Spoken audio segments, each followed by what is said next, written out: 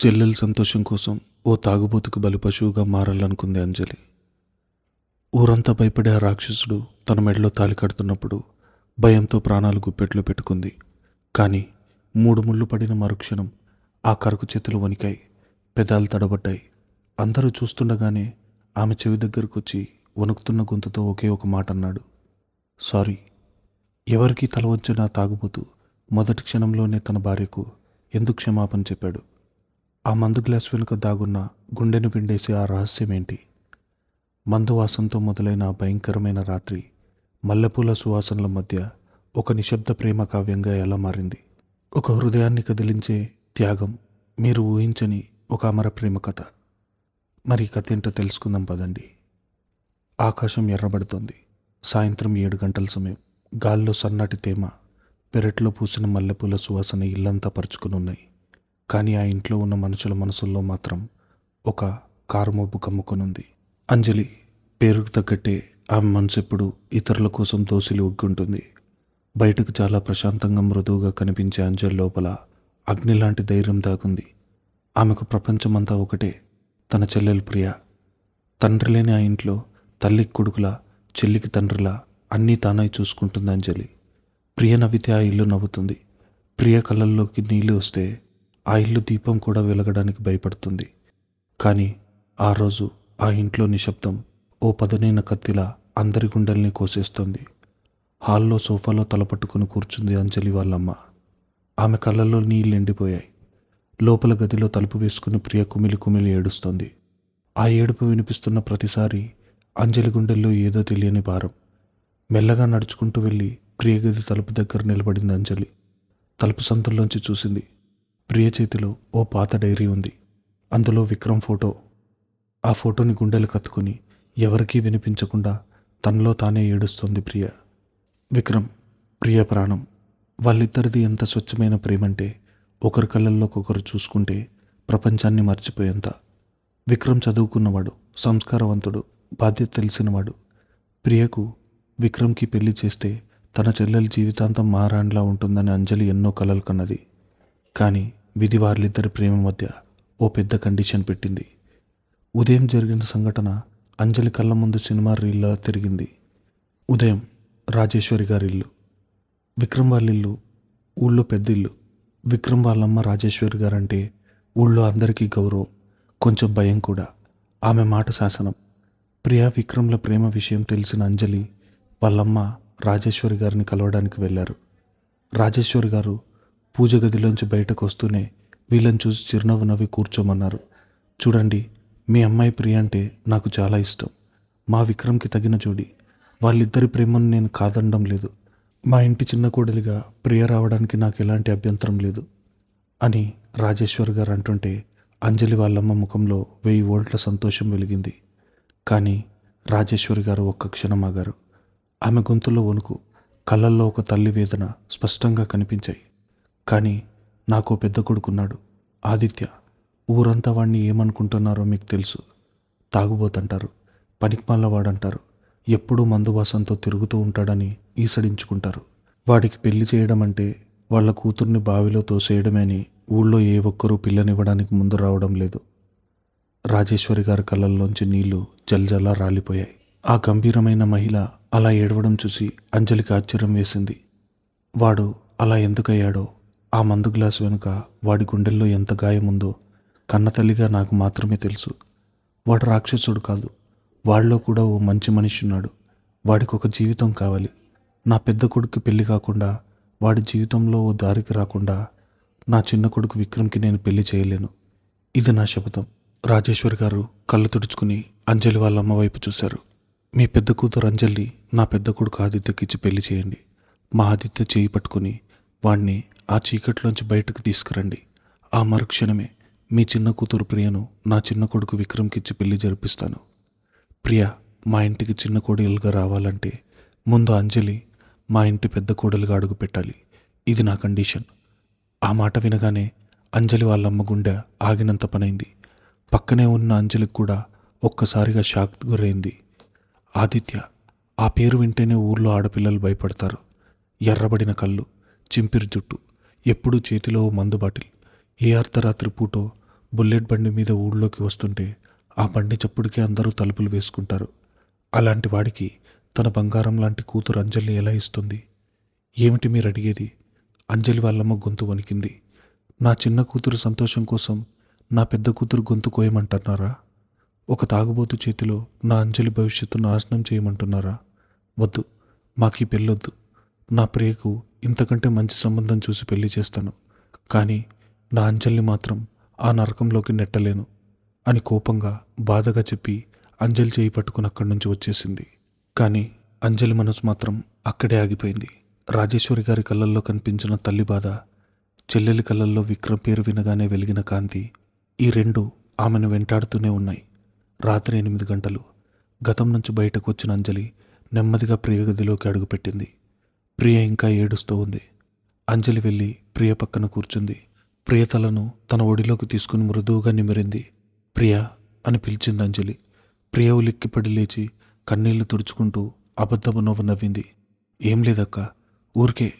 నా దగ్గర ఎందుకు దాస్తున్నావు చిట్టి? నీకు విక్రమ్ అంటే ఎంత ఇష్టమో నాకు తెలుసు. నీ ప్రాణం అతడిలో ఉందని తెలుసు. అంజలి గొంతులో అనంతమైన ప్రేమ ఉంది. ప్రియ అంజలిని గట్టిగా కౌగిలించుకుని బోర్న ఏడ్చేసింది. అక్క, నేను విక్రమ్ని మర్చిపోతాను. నాకు ఈ పెళ్ళొద్దు. అమ్మన్నదే నిజం. నా సంతోషం కోసం నిన్న ఆ రాక్షసుడికిచ్చి ఎలా పెళ్లి చేస్తాం? ఆ ఆదిత్యకి నిన్నిస్తే నువ్వు ఏమైపోతావో అని తలుచుకుంటేనే నాకు భయంగా ఉంది. నా ప్రేమ చచ్చిపోయినా పర్లేదు, కానీ నువ్వు సంతోషంగా ఉండాలక్క. రేపే నేను విక్రమ్కి ఫోన్ చేసి ఇక మనం కలవలేం అని చెప్పేస్తాను. ప్రియ మాటల్లో తన మీదున్న ప్రేమ అంజలి గుండెను తాకింది. కానీ ప్రియ కళ్ళల్లో ఉన్న శూన్యం అంజలిని కదిలించేసింది. ప్రేమను వదులుకున్న ఒక ఆడపిల్ల బతుకుతున్న శవంతో సమానమని అంజలికి తెలుసు.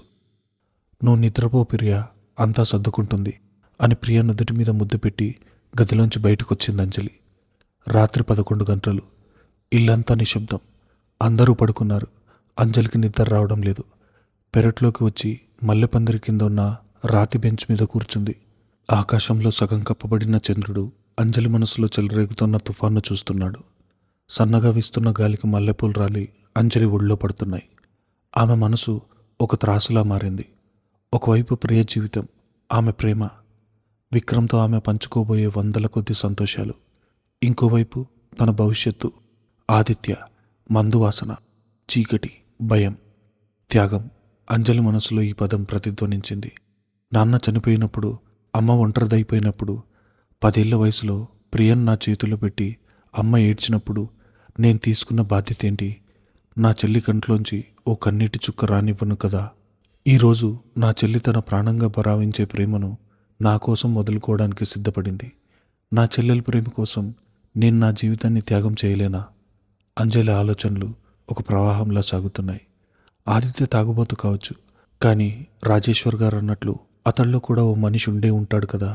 ఆ మనిషికైన గాయం ఏంటో తెలుసుకుంటే అతడు నా చీకట్లోంచి బయటకు తేలేనా? ఒకవేళ నేను తీసుకునే ఈ నిర్ణయం నా చెల్లి జీవితం వెలుగుతుందంటే నేను ఆ నరకాన్ని భరించడానికైనా సిద్ధమే. అంజలి కళ్ళల్లోంచి ఓ కన్నీటి చుక్క జారి ఒళ్ళో ఉన్న మల్లెపూల మీద పడింది.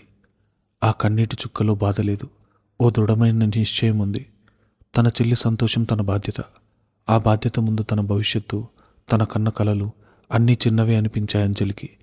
గాలికి రెప్రెపలాడుతున్న దీపంలా ఉన్న తన చెల్లి ప్రేమను కాపాడటానికి తన జీవితాన్ని ఇంధనంగా మార్చుకోవాలని నిర్ణయించుకుంది. మరుసటి రోజు ఉదయం సూర్యుడి లేత కిరణాలు ఇంట్లో పడుతున్నాయి. వంటగదిలో అంజలి వాళ్ళమ్మ కాఫీ కలుపుతుంది. కానీ ఆమె ముఖంలో ఏమాత్రం కలలేదు. రాత్రంతా నిద్రపోలేని ఆమె కళ్ళ కింద ఉన్న వలయాలే చెప్తున్నాయి. ఎలాగైనా ప్రియకు నచ్చజెప్పాలి, విక్రమ్ని మర్చిపోమని చెప్పాలి అని మనసులో అనుకుంటోంది. అంజలి నెమ్మదిగా వంటగదిలోకి వెళ్ళింది. వెనుక నుంచి వెళ్ళి అమ్మను గట్టిగా కౌగిలించుకుంది. అమ్మ వెనక్కి తిరిగి అంజలి ముఖం చూసింది. అంజలి ముఖంలో ప్రశాంతత ఉంది, ఓ గంభీరమైన అందం ఉంది. ఏంటే అలా ఉన్నావు? అడిగిందమ్మ. అంజలి అమ్మ చేతిని పట్టుకుని కళ్ళల్లోకి సూటిగా చూస్తూ అంది. అమ్మా, నేనొక నిర్ణయం తీసుకున్నాను.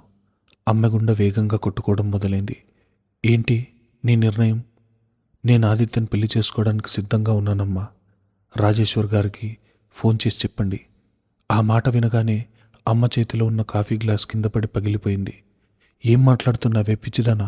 వాడెలాంటోడో నీకు తెలుసు కదా. రోడ్డు మీద పడుండే ఓ తాగుబోతువాడు. వాడికిచ్చి నిన్ను పెళ్లి చేస్తే నీ జీవితం ఏమైపోతుందో ఆలోచించవా?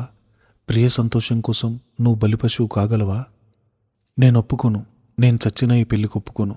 అమ్మ పెద్దగా ఏడుస్తూ అంజలిని కౌగిలించుకుంది. అంజలి నెమ్మదిగా అమ్మను సముదాయించింది. అమ్మ విను, నా జీవితం బలైపోతుందని నువ్వెందుకనుకుంటున్నావు? ఆడపిల్లంటే అబల కాదమ్మా. చీకట్లో ఉన్న ఇంటికి దీపం తీసుకెళ్తున్నాననుకో. ఆదిత్య ఒకప్పుడు మంచివాడే అని ఊళ్ళో వాళ్లే చెప్తుంటారు కదా. ఏదో బాధ అతడిని అలా మార్చేసింది. ఆ బాధ ఏంటో నేను తెలుసుకుంటాను. అతన్ని మారుస్తాను. నా మీద నాకు నమ్మకం ఉందమ్మా. దయచేసి ప్రేమను దూరం చేయకు. అంజలి మాటల్లో ఉన్న స్థిరత్వం, కాన్ఫిడెన్స్ చూసి వాళ్ళమ్మకు మాటలు రాలేదు. త్యాగం అనేది ప్రేమ రూపంలోనే పుడుతుంది. అంజలి చేస్తున్న ఈ త్యాగం వెనుక ప్రియ మీద ఉన్న స్వచ్ఛమైన ప్రేమ ఉంది. అమ్మ కళ్ళు తుడుచుకుని భారంగా నిట్టూర్చింది. అంజలి, నువ్వు నా కడుపున పుట్టిన దేవతవే. కానీ దేవుళ్ళకెప్పుడు కష్టాలే ఉంటాయి. ఈ నిర్ణయం తీసుకునే ముందు మళ్ళీ ఒకసారి ఆలోచించు. ఆ ఇంట్లో అడుగుపెట్టడం అంటే అగ్నిగుండంలో అడుగుపెట్టడమే. అగ్నిగుండం నుంచి కూడా పూలు పూయించగలవమ్మా ప్రేముంటే అని నవ్వింది అంజలి. అమ్మ రెండు చేతులు అంజలి ముఖాన్ని పట్టుకుని కన్నీళ్లతో అడిగింది. అంజలి, నీకు నిజంగా ఈ పెళ్లి ఇష్టమేనా? నీ మనసులో భయం లేదా? అంజలి పెదాల మీద అందమైన నవ్వు వికసించింది. కానీ ఆ నవ్వు వెనుక ఉన్న లోతైన సముద్రమంత నొప్పి, రేపు జరగబోయే ఆ భయంకరమైన మొదటి రాత్రి తాలూకు భయం ఎవరికీ కనిపించలేదు. ఊరి నిశ్శబ్దాన్ని చీల్చుకుంటూ గుడిగంట మోగుతూ వినిపిస్తుంది. ఆ సాయంత్రం గాలిలో ఎప్పట్లాగే ప్రశాంతత, లేదా ఏదో తెలియని బరువు ఉంది. అంజలి పెళ్లి వార్త అప్పటికే ఊరంతా దావాలంలో పాకిపోయింది. ఎక్కడ చూసినా, ఏ నలుగురు ఆడవాళ్ళు కలిసినా అదే చర్చ. అంజలి గుడిమెట్లు దిగుతుండగా రావి చెట్టు కింద కూర్చున్న ముత్తైదువులు గుసగుసలు ఆమె చెవిన పడ్డాయి. వారు కావాలనే ఆమెకు వినిపించేలా మాట్లాడుకుంటున్నారో, లేక వాళ్ళ బాధను ఆపుకోలేక అలా మాట్లాడుతున్నారో అంజలికి అర్థం కాలేదు. చూశారటే ఎంత దారుణం! ఆ రాజేశ్వర్ గారు పట్టుబట్టి మరీ ఈ పిల్లను బలిపశువుని చేస్తుంది. ఆ పెద్ద కొడుకు ఆదిత్య ఉన్నాడే, వాడు మనిషా, రాక్షసుడా? పొద్దున్న నిద్రలేస్తే మంద గ్లాస్తో వాడికి తెల్లారుతుంది. రాత్రి పడుకునేదాకా ఆ మత్తులోనే ఊగుతూ ఉంటాడు. వాడికి ఒక బాధ్యత లేదు, భవిష్యత్తు లేదు. అందుకే కదా ఏ ఊరి వాళ్ళు వాడికి పిల్లనివ్వడానికి ముందుకు రాలేదు. ఒక ఆవిడ ఆవేదనగా అంది. అవునే, అంజల్ లాంటి బంగారు బొమ్మను ఆ తాగుబోతు చేతిలో పెడుతున్నారు. విక్రమ్కి పెళ్ళి అవ్వాలంటే ముందు వాడికి పెళ్ళవ్వాలట. వాడి తలరాత ఎలా ఉన్నా ఈ పిల్ల జీవితం ఏమైపోతుందో ఏంటో. ఆ మందువాసన భరించలేక, వాడి దెబ్బలు తట్టుకోలేక ఈ పిల్ల ఎన్ని కన్నీళ్లు పెట్టుకోవాలో మరో ఆవిడ నిట్టూర్చింది. ఆ మాటలు వింటుంటే అంజలి గుండెల్లో పదునైన గాజు పెంకులు గుచ్చుకున్నట్టుగా అనిపించింది. ఆమె అడుగులు భారమయ్యాయి. చుట్టూ ఉన్న గాలి ఒక్కసారిగా వేడెక్కి ఆమెను ఉక్కిరి బిక్కిరి చేస్తున్నట్టు అనిపించింది. భయం, అప్పటిదాకా తనలో తాను అణిచిపెట్టుకున్న భయం ఒక్కసారి ఉప్పెన్లా పెళ్లిబిక్కింది. త్యాగం చేయడం గొప్ప విషయమే కావచ్చు, కానీ ఆ త్యాగం వెనుక ఎదుర్కోబోయే నరకం ఎంత భయంకరంగా ఉంటుందో ఆ ఊరి వాళ్ళ మాటలు ఆమె కళ్ళకు కట్టినట్టు చూపుతున్నాయి. ఆదిత్య, ఆ పేరు వింటేనే ఇప్పుడు ఆమెకు వణుకు పుడుతోంది. అతనెవరో, ఎలా ఉంటాడో, ఏ క్షణంలో ఎలా ప్రవర్తిస్తాడో ఎవరికీ తెలీదు. తెలిసిందల్లా ఒకటే, అతను తాగుబోతు, జీవితాన్ని నాశనం చేసుకున్నవాడు. తనతో పాటు తనను నమ్ముకున్న వాళ్ళను కూడా నాశనం చేసేవాడు. ఆలోచనలతో బరువెక్కిన తలతో నడుస్తూ అంజలి ఊరి శివారులో పాడుబడిన లైబ్రరీ భవనం వైపు వచ్చింది. సూర్యుడు పూర్తిగా అస్తమించాడు. వీధి లైట్లు అక్కడక్కడ మినుకుమంటున్నాయి. ఆ దారిలో పెద్దగా ఎవరూ తిరగరు. అంజలి ఒంటరిగా తన చీరకొంగు గట్టిగా పట్టుకుని తలదించుకుని నడుస్తుంది. అకస్మాత్తుగా గాల్లో ఘాటైన వాసన, పాత మందు వాసన, దానికి తోడు కాలిపోతున్న సిగరెట్ పొగ వాసన. అంజలి అడుగులు ఆగిపోయాయి. ఆమె గుండె వేగం పెరిగింది. భయంతో నెమ్మదిగా తలెత్తి చూసింది. కొద్ది దూరంలో ఆ పాడుబడిన భవనం గోడ కానుకొని ఒక చీకటి మూలలో ఓ ఆకారం కూర్చొనుంది. మినుక్కుమంటున్న ఆ పసుపు పచ్చని వీధి దీపాల వెలుతురు ఆ ఆకారం మీద సగం పడి సగం చీకట్లో కలిసిపోతుంది. అతనే ఆదిత్య. అంజలి శ్వాస ఆగిపోయినంత పనింది. ఊరంతా కథలుగా చెప్పుకుంటున్న రాక్షసుడు తన మెడలో తాళి కట్టబోయేవాడు అతనే. అంజలి అక్కడి నుంచి పారిపోవాలనుకుంది. కానీ ఆమె కాళ్ళు భూమికి అతుక్కుపోయాయి. ఏదో అదృశ్య శక్తి ఆమెనక్కడే నిలబెట్టింది. ఆమె ప్రాణాలు అరచేతులు పెట్టుకుని కదలకుండా, శబ్దం చేయకుండా పక్కనే ఉన్న చెట్టు వెనుక నిలబడి అతన్నే చూడసాగింది. ఆదిత్య జుట్టు చింపెరగా గాలికి ఎగురుతూ, ముఖం నిండా పెరిగిన గడ్డం, వేసుకున్న చొక్కా బటన్లు సగం వీడిపోయి ఉన్నాయి. అతని పక్కన ఓ ఖాళీ మద్యం సీసా బాటిల్ ఉంది. చేతిలో సగం ఉన్న మరో సీసా ఉంది. పెదాల మధ్య కాలుతున్న సిగరెట్. ఊరి వాళ్ళు చెప్పిన మాటలు అంజలి చెవుల్లో మళ్ళీ ప్రతిధ్వనించాయి. వాడొక రాక్షసుడు, విచక్షణ లేనివాడు. కానీ అంజలి ఆశ్చర్యపోయేలా అక్కడ ఎలాంటి అల్లరి జరగడం లేదు. సాధారణంగా మందు తాగిన వాళ్ళు అరుస్తారు, ఏడుస్తారు, లేదా బూతులు తిడతారు. కానీ ఆదిత్య ఒక శవంలా నిశ్శబ్దంగా ఉన్నాడు. ఆ నిశ్శబ్దం ఆ రాత్రి చీకటి కంటే భయంకరంగా ఉంది. అతని చూపులు శూన్యంలోకి చూస్తున్నాయి. ఒక క్షణం గాలి బలంగా వీచింది. వీధి దీపం వెలుతురు పూర్తిగా అతని ముఖం మీద పడింది. అంజలి కళ్ళు పెద్దవయ్యాయి. అతని కళ్ళల్లో ఆమె ఊహించిన రాక్షసత్వం లేదు, కోపం లేదు, అహంకారం లేదు. మత్తులో తూగే వికారం అంతకంటే లేదు. మరేముంది? వ్యధ, అనంతమైన వ్యధ. ఆ కళ్ళు కాలిపోయిన అరణ్యంలా ఉన్నాయి. సర్వస్వం కోల్పోయిన ఒక ఏకాకి పడే మూగ రోదన ఆ కళ్ళల్లో కనిపిస్తోంది. పగిలిపోయిన అద్దం ముక్కల్లాంటి ఆ కళ్ళల్లోంచి ఏదో తెలియని తీవ్రమైన బాధ చీకటిని చీల్చుకుంటూ బయటకొస్తుంది. అతను మందు తాగుతుంది మత్తు కోసం కాదని, ఏదో భయంకరమైన జ్ఞాపకాన్ని, మర్చిపోలేని ఒక నిజాన్ని చంపుకోవడానికని అంజలికి ఒక క్షణం అర్థమైపోయింది. ఆ చేతుల్లో మందు బాటిల్ని పట్టుకున్న విధానం ఒక మనిషి ప్రాణవాయువు కోసం ఆరాటపడుతున్నట్టుగా ఉంది. అంజలిలో ఉన్న భయం మెల్లగా కరిగిపోవడం మొదలైంది. దాని స్థానంలో ఓ పెద్ద ప్రశ్నార్థకం మొదలైంది. ఒక మనిషిని ఇంతలా కాల్చేసే బాధ ఏమై ఉంటుంది? కన్నతల్లి కూడా సహించుకునే స్థాయికి ఇతనెందుకు దిగజారిపోయాడు? ఇతను దేన్ని కోల్పోయి దేన్ని వెతుక్కుంటూ ఈ మందు సీసాల మధ్య జీవితాన్ని వెల్లదీస్తున్నాడు? ఇతనెందుకు ఇలా అయ్యాడు? ఈ ప్రశ్నలు అంజలి మనసులో సుడిగుండాల్లా తిరుగుతున్నాయి. ఆ నిశ్శబ్దంలో ఆ వ్యధతో నిండిన కళ్ళను చూస్తుంటే ఆమెకు తెలియకుండానే ఆమె కళ్ళల్లోంచి కన్నీళ్లు కారాయి. అతనొక తాగుబోతు కాదు, గాయపడిన ఒక పక్షిలా అనిపించాడు ఆమెకు. ఆలోచనలో ఉన్న అంజలికి తెలియకుండానే ఆమె కాలు కిందందున్న ఎండిన ఆకులు పెళ్ళుమంటూ విరిగింది. ఆ చిన్న శబ్దానికి ఆ రాత్రి నిశ్శబ్దం బద్దలైంది. ఆదిత్య చేతిలో ఉన్న మందు సీసాను నోటి దగ్గరకు తీసుకెళ్తున్న వాడలా ఒక్కసారిగా ఆగిపోయాడు. గాల్లో ఆ సీసా అలాగే ఉండిపోయింది. అతను నెమ్మదిగా, చాలా నెమ్మదిగా తల తిప్పి అంజలి ఉన్న చెట్టు వైపు చూశాడు. అంజలి గుడ్డ ఆగిపోయినంత పనైంది. ఆమెకు ఊపిరాడటం లేదు. చెట్టు వెనుక దాక్కోవడానికి కూడా ఆమె శరీరం సహకరించడం లేదు. ఇద్దరి మధ్య 10 అడుగుల దూరం. చీకటిని, నిశ్శబ్దాన్ని చీల్చుకుంటూ ఇద్దరి కళ్ళు కలిశాయి. అంజలి కళ్ళల్లో బిక్కుబిక్కుమంటున్న భయం, ఒక అమాయకత్వం. ఆదిత్య కళ్ళల్లో కదిలే సముద్రమంత వ్యధ, అంతు చిక్కని శూన్యం. ఆ ఒక్క క్షణం ప్రపంచం ఆగిపోయింది. వీస్తున్న గాలి ఆగిపోయింది. ఎప్పుడూ మందులో మునిగి తేలే ఆదిత్య, ఏ ఆడపిల్ల కంటబడినా పట్టించుకోకుండా తన లోకంలో తానుండే ఆదిత్య అంజలిని చూడగానే ఎందుకు ఫ్రీజ్ అయిపోయాడు? ఆమె కళ్ళు చూసిన మరుక్షణం ఆదిత్య ముఖంలో ఒక ఆశ్చర్యం, ఒక అలజడి. అతని చేతుల్లో ఉన్న మందు సీసా మెల్లగా కిందకు జారింది. అసలు ఆమె ఎవరో అతనికి తెలీదు. కానీ ఒక్క క్షణం అతను తాగుడాపాడు. తూర్పు దిక్కున సూర్యుడు ఉదయిస్తున్నాడు. కానీ ఆ ఎర్రటి వెలుగులో వెచ్చదనం లేదు. ఏదో తెలియని నిశ్శబ్దం, ఆర్తనాదం ఉంది. ఇంట్లో ఎటు చూసినా పసుపు కుంకుమల సువాసనలు, పూలమాలల సొగసులు, సన్నాయి మేళాలు. ఉద్వేగంగా మారబోతోంది. పెళ్లి పందిరి వేసింది. బంధువుల హడావిడి, పూజార్ల మంత్రోచ్చారణ అన్నీ కలుపుకొని ఒక పవిత్రమైన వాతావరణం నెలకొంది. కానీ అంజలి గదిలో మాత్రం కాలం గడ్డ కట్టుకుపోయినట్టుంది. అంజలి అద్దం ముందు కూర్చునుంది. ఆమె ఒంటి మీద ఎర్రటి పట్టుచీర, నుడితి మీద కలకల్లాడే సింధూరం, చేతులకు నిండా గోరింటాకు, మెడలో పూలమాల. పైకి చూస్తే అచ్చం గుడిలో దేవతలా వెలిగిపోతుంది. కానీ ఆ అద్దంలో కనిపించే తన ప్రతిబింబం చూసుకొని అంజలి మనసులో ఒక తుఫాన్ రేగుతుంది. ఈ అలంకారం ఓ పెళ్లి కూతురుదా, లేక త్యాగమనే బలిపీఠం ఎక్కబోతున్న ఓ బలిపశువుదా? గాలి కిటికీ తెరలు కదులుతున్నాయి. దూరం నుంచి వస్తున్న సన్నాయి రాగం ఆమె గుండెల్లో ఏదో తెలియని శూన్యాన్ని నింపుతుంది. ఒక ఆడపిల్ల తన పెళ్లి గురించి ఎన్నెన్నో కలలు కంటుంది.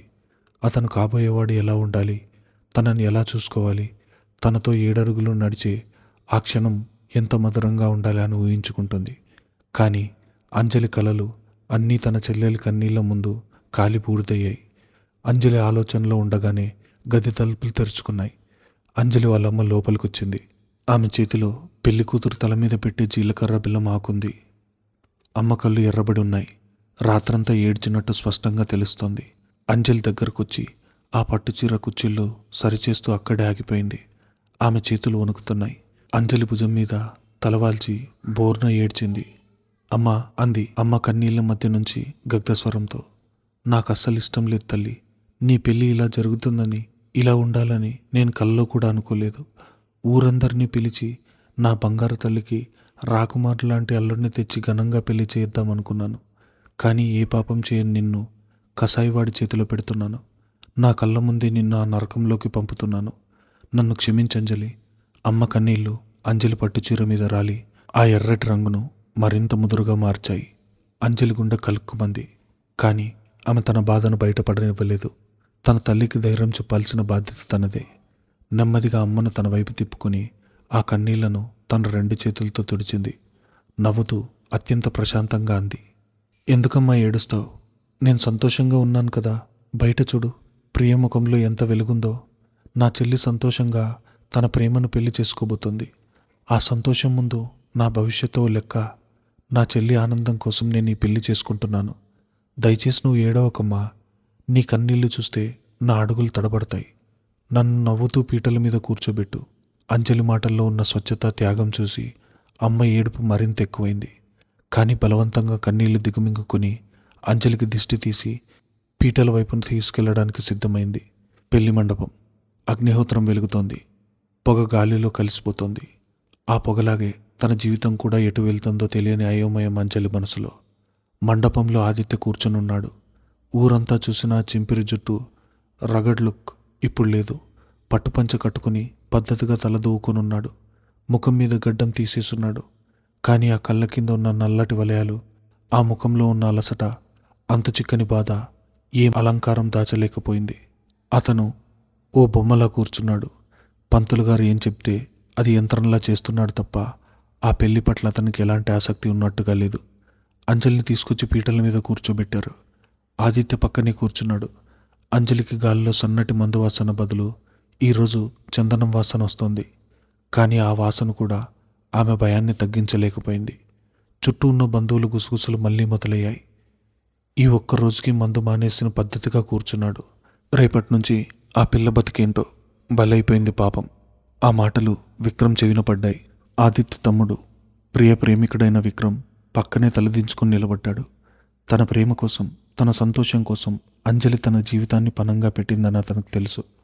అన్నయ్యను మార్చలేక, అంజలిని ఆపలేక అతను పడుతున్న మనోవేదన అంతా ఇంత కాదు. అంజలి వంక చూసి చేతులు జోడించి కళ్ళతోనే కృతజ్ఞతలు చెప్పుకున్నాడు విక్రమ్. రాజేశ్వరి గారు కళ్ళల్లో ఒకవైపు తన కొడుక్కి పెళ్లి జరగబోతుందన్న సంతోషం, మరోవైపు అంజలి మీద అపారమైన గౌరవం. ఆ తల్లి మనసు అంజలికి మౌనంగా ఆశీర్వాదాలు అందిస్తుంది. సుముహూర్తం సమీపిస్తోంది. జీలకర్ర బెల్లం పెట్టండి. పంతులు గారి గొంతుతో అంజలి ఆలోచనలు ఆగిపోయాయి. ఇద్దరి మధ్య తెర అడ్డు ఉంది. ఒకరి మొహం ఒకరు చూసుకునే అవకాశం లేదు. ఆదిత్య చేయి అంజలి తల మీద, అంజలి చేయి ఆదిత్య తల మీద ఉన్నాయి. అతని చేయి తగలగానే అంజలికి ఒక్కసారిగా కరెంట్ షాక్ కొట్టినట్టయింది. ఆ స్పర్శలో ఓ చల్లదనం, ఓ నిర్లిప్త. సుముహూర్తం రానే వచ్చింది. సన్నాయి మేళం తారాస్థాయికి చేరుకుంది. అక్షింతలు అందరి చేతుల్లోకి వచ్చాయి. మాంగళ్యం తంతునానేనా. పంతులు గారి మంత్రాలు గాల్లో మారుమోగుతున్నాయి. బంగారు పల్లెంలో ఉన్న మంగళసూత్రాన్ని ఆదిత్య చేతికిచ్చారు పంతులు గారు. అంజలి గుండె వేగం పెరిగింది. ఇక వెనక్కి వెళ్లే దారి లేదు. ఈ 3 ముళ్లతో తన జీవితం ఒక చీకటి గదిలో బందీ కాబోతుంది. ఆమె కళ్ళు మూసుకుంది. కన్నీళ్లు ఆపుకోవడానికి తన పెదవిని గట్టిగా కొరుక్కుంది. ఆదిత్య 2 చేతులతో ఆ మంగళసూత్రాన్ని పట్టుకుని అంజలి మెడ దగ్గరకు తీసుకొచ్చాడు. అంజలి భయంతో కొద్దిగా కళ్ళు తెరిచి చూసింది. అక్కడే ఆమెకు ఒక అనూహ్యమైన దృశ్యం కనిపించింది. ఆ మంగళసూత్రాన్ని పట్టుకున్న ఆదిత్య చేతివేళ్లు తీవ్రంగా వణుకుతున్నాయి. అది మందు మానేసినందువల్ల వచ్చిన వణుకు కాదు. ఆ వణుకులో ఓ భయం ఉంది, ఒక తడబాటుంది. ఒక మనిషి జీవితాన్ని తన చేతులతో తీసుకుంటున్నానన్న భారం ఆ వేళ్లు స్పష్టంగా కనిపిస్తోంది. అంజలి ఆశ్చర్యపోయింది. ఇతనికి భయంగా ఉందా? ఎప్పుడూ తన లోకంలో తానుండే ఈ తాగుబోతికి తన వల్ల ఒకరి జీవితం పాడవుతోందన్న ఫీలింగ్ ఉందా? లేక ఈ పవిత్రమైన బంధాన్ని మోయలేక భయపడుతున్నాడా? అంజలి మనసులో ప్రశ్నల తుఫాను మరింత ఉగ్ర రూపం దాల్చింది. వేళ్ళు వణుకుతున్నప్పటికీ ఆదిత్య మొదటి ముడి వేశాడు. బంధువుల చేతుల్లోంచి పసుపు అక్షింతలు వాళ్ళ మీద వర్షంలా పడుతున్నాయి. రెండవ ముడి. అంజలి కంట్లోంచి ఓ కన్నీటి చుక్కరాలి పట్టుచీర మీద పడింది. మూడో ముడి. ఆమె జీవితం ఆదిత్యతో శాశ్వతంగా ముడిపడిపోయింది. అంజలి ఇక అధికారికంగా ఆదిత్య భార్య. ఊరు భయపడే ఆ తాగుబోతు భార్య. తాలి కట్టిన ఆదిత్య చేతులు నెమ్మదిగా కిందికి దిగాయి. అతను తన స్థానంలో సరిగ్గా కూర్చోడానికి వెనక్కి జరుగుతాడని అంజలి అనుకుంది. కానీ అతను అలా ఆగిపోయాడు. సన్నాయి మేళం చప్పుడు, బంధువుల కోలాహలం, పంతులు గారి మంత్రాలు ఇవన్నీ ఒక్కసారిగా అంజలి చెవులకు వినిపించడం మానేశాయి. సమయం స్తంభించిపోయింది. ఆదిత్య తల కొద్దిగా వంచి అంజలి చెవి దగ్గరకు తన ముఖాన్ని తీసుకొచ్చాడు. అతని గొంతులోంచి ఓ సన్నటి వణుకుతున్న అత్యంత భయంకరమైన వాయిస్ బయటకొచ్చింది. సారీ. ఆ ఒక్క మాట చెప్పి అతను వెనక్కి జరిగి తన తలదించుకొని కూర్చున్నాడు. అంజలి ఆగిపోయింది. గుండె చప్పుడు ఒక్క క్షణం పాటు ఆగి మళ్ళీ రెట్టింపు వేగంతో కొట్టుకోవడం మొదలైంది. ఆమె కళ్ళు ఆశ్చర్యంతో విచ్చుకున్నాయి. అతను ఎందుకు సారీ చెప్పాడు? తన జీవితాన్ని బలి తీసుకుంటున్నందుకు సారీ అన్నాడా? తన వల్ల ఆమె పడబోయే బాధలకు ముందే క్షమాపణ అడిగాడా? లేక ఆ తాగుడు వెనుక, ఆ మౌనం వెనుక ఉన్న భయంకరమైన గతాన్ని అందులోకి ఆమెను లాగుతున్నందుకు సారీ అన్నాడా? ఒక రాక్షసుడని ఊరంతా అనుకుంటున్నవాడు పెళ్లిపీటల మీద తన భార్యకు తాళి కట్టిన వెంటనే సారీ ఎందుకు చెప్తాడు? ఆ సారీ వెనుక ఉన్న అర్థం ఏంటి అన్నది తెలుసుకోవాలంటే నెక్స్ట్ పార్ట్ కోసం వెయిట్ చేయండి. అంతవరకు ఈ ఛానల్ని సబ్స్క్రైబ్ చేసుకోండి.